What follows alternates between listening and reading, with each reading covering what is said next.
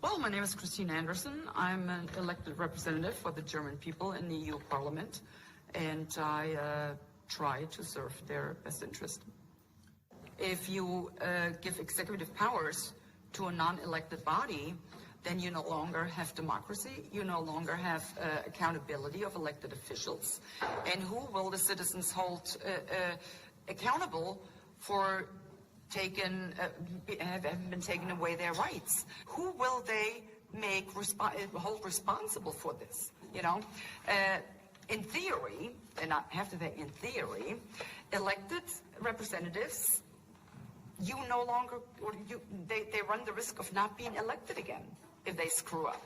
But a non-elected body, the citizens have no recourse anymore whatsoever. And this is not how democracy is supposed to work, because you are taking away the rule by the people for the people. That's what you take away with this. And people need to understand, if this treaty goes through, you can bury democracy altogether. It's done with.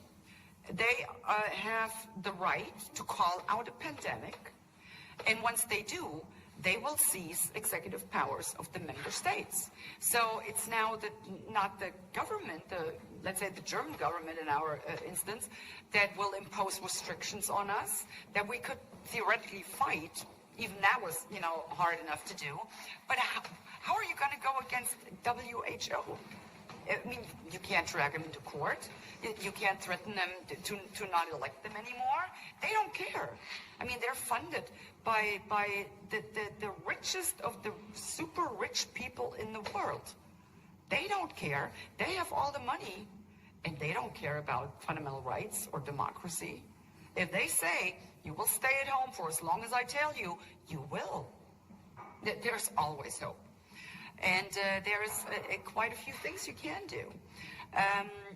It's not easy, but for one, get involved.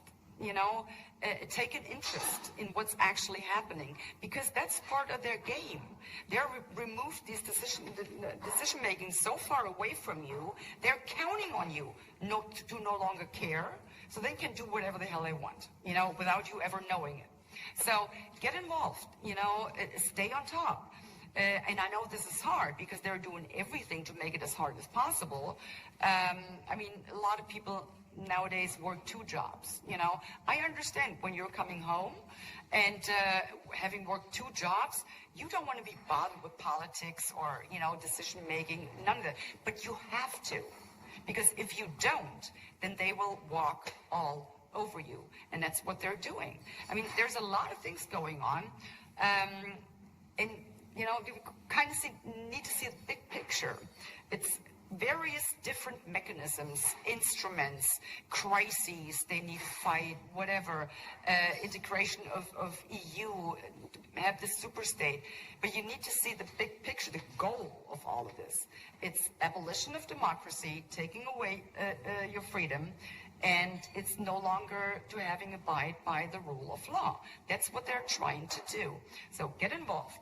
Now, luckily, MEPs are elected.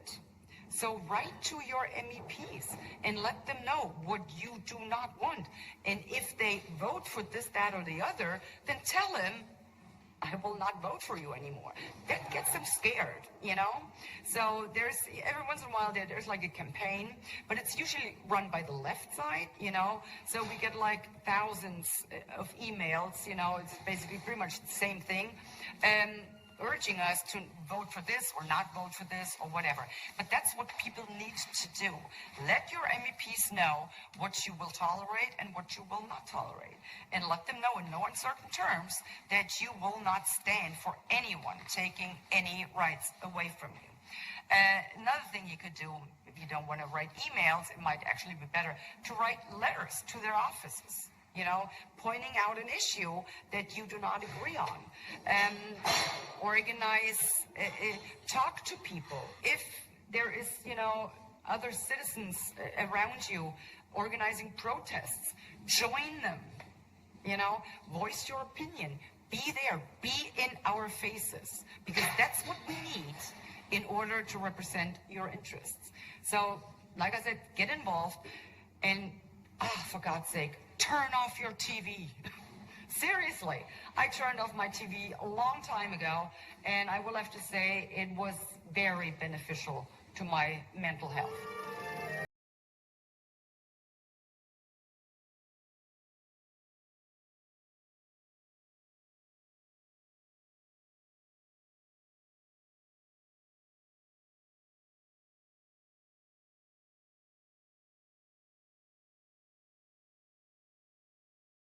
We're developing, through technology, an ability for consumers to measure their own carbon footprint.